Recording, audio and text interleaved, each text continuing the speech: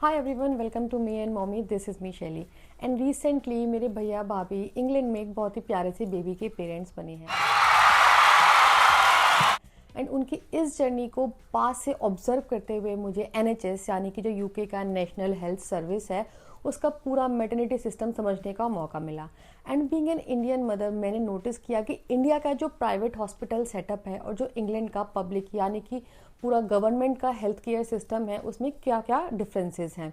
India में हम pregnancy confirm होते ही डॉक्टर, स्कैन, पैकेजेस और डिलीवरी बिल्स की प्लानिंग करने में लग जाते हैं, पर इंग्लैंड का सिस्टम प्रोसेस, मेंटल प्रिपरेशन और कंप्लीट पोस्ट डिलीवरी केयर पर फोकस करता है। तो आज के इस वीडियो में मैं आपके साथ शेयर करने वाली हूँ अपनी वही ऑब्जर्वेशन जो कि मैंने अपने भैया भाभी के केस में ऑब्जर्व की है कि कैसे यूके में प्रेगनेंसी से लेकर डिलीवरी तक एक मदर को क्या क्या मेडिकल सपोर्ट मिलता है। तो फिर चलिए वीडियो को स्टार्ट करते हैं। पहला मेजर एस्पेक्ट है financial support and free medical care. India में टॉप प्राइवेट हॉस्पिटल्स में regular checkups, monthly ultrasound, blood test, delivery fees और मेडिसिन का खर्चा मिलकर आराम से 2 से 4 लाख रुपए तक चला जाता है। बट यहाँ यूके में NHS में प्रेगनेंसी कंफर्मेशन से लेकर delivery, hospital stay, emergency care और नीकू सपोर्ट की अगर ज़रूरत होती है सब कुछ 100% फ्री होता है। और इतना ही नहीं है, मदर को मैटरनिटी एग्जाम्पशन सर्टिफिकेट मिलता है जिससे उनकी पूरी जो प्रिस्क्रिप्शन मेडिसिन होती हैं प्रेगनेंसी के टाइम पे और बेबी के फर्स्ट बर्थडे तक वो बिल्कुल ही फ्री हो जाती है। सेकंड मोस्ट इंपॉर्टेंट ऑब्जर्वेशन जो मेरा रहा वो रहा mental health and family support screening. India में हम फिजिकल हेल्थ, बेबी का वेट और हीमोग्लोबिन लेवल्स इन सब पर पूरा ध्यान देते हैं, पर मदर के पोस्टपार्टम डिप्रेशन या एंजाइटी पर कोई बात नहीं होती है। एंड अक्सर इसे मूड स्विंग्स बोलकर इग्नोर भी कर दिया जाता है।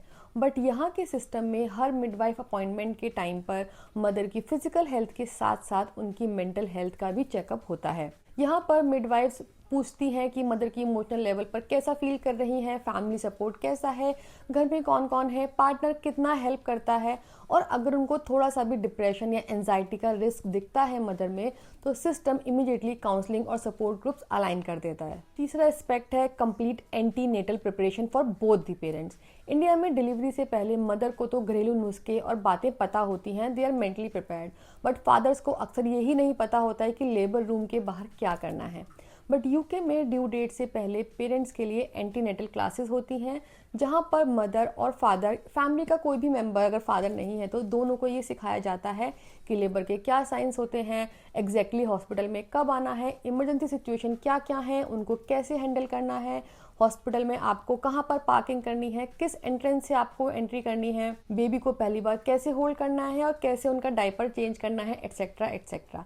इससे डिलीवरी के दिन कोई भी कंफ्यूजन या पैनिक नहीं होता है और फादर मदर दोनों मेंटली प्रिपेयर रहते हैं। फादर जो है वो एक एक्टिव सपोर्ट सिस्टम बन जाते हैं। चौथा और काफ़ी ज़्यादा हेल्पफुल मेडिकल स्टैंडर्ड है lactation clearance before hospital discharge. जहाँ इंडिया में डिलीवरी के बाद न्यू मॉम्स को ब्रेस्ट फीडिंग को लेकर काफ़ी प्रेशर फील होता है। I can definitely relate with that. Relatives और अलग अलग लोगों की अलग अलग सलाह होती है जिससे मदर जो है वो कंफ्यूज हो जाती हैं। बट यहाँ NHS हॉस्पिटल्स में रूल है कि जब तक जो न्यू मदर है वो इस बात के लिए कॉन्फिडेंट ना हो जाए, इंडिपेंडेंट ना हो जाए कि बेबी को प्रॉपर लैचिंग सेटअप नहीं उनको समझ में आ जाए, हॉस्पिटल डिस्चार्ज प्रोसेस कंप्लीट नहीं करता है। यहाँ पर स्पेशलाइज्ड मिडवाइफ्स और लैक्टेशन एक्सपर्ट्स हॉस्पिटल बेड पर बार बार आकर स्टेप बाय स्टेप मदर को असिस्ट करती हैं ताकि घर जाने से पहले फीडिंग जो है बिल्कुल कंफर्टेबल हो सके। पांचवा फैक्टर है medical support at your door step. India में डिलीवरी के बाद एक नई माँ और छोटे बेबी को मल्टीपल टाइम्स रेगुलर चेकअप्स के लिए हॉस्पिटल जाना पड़ता है, जहाँ इन्फेक्शन होने का डर काफ़ी रहता है। उन्हें संभालने के लिए घर पर दादी, नानी या जो रेगुलर मालिश वाली और जो भी उनका फैमिली सपोर्ट होता है वो होता है। बट यहाँ यूके में फैमिली सपोर्ट तो नहीं है, बट डिस्चार्ज होने के अगले दिन से ही NHS मिडवाइफ और हेल्थ विजिटर खुद घर पर आते हैं। वो बेबी का वेट, जॉन्डिस चेक, बच्चे की जो अम्बिलिकल कॉर्ड है वो कैसी उसकी केयर हो रही है, मदर की फिजिकल मेंटल रिकवरी कैसी हो रही है, वो सब मॉनिटर करते हैं। साथ ही वो घर का टेम्परेचर, घर का माहौल और सेफ्टी चेक्स भी इंश्योर करते हैं। छठा और लास्ट पॉइंट है हेजल फ्री वैक्सीनेशन सिस्टम।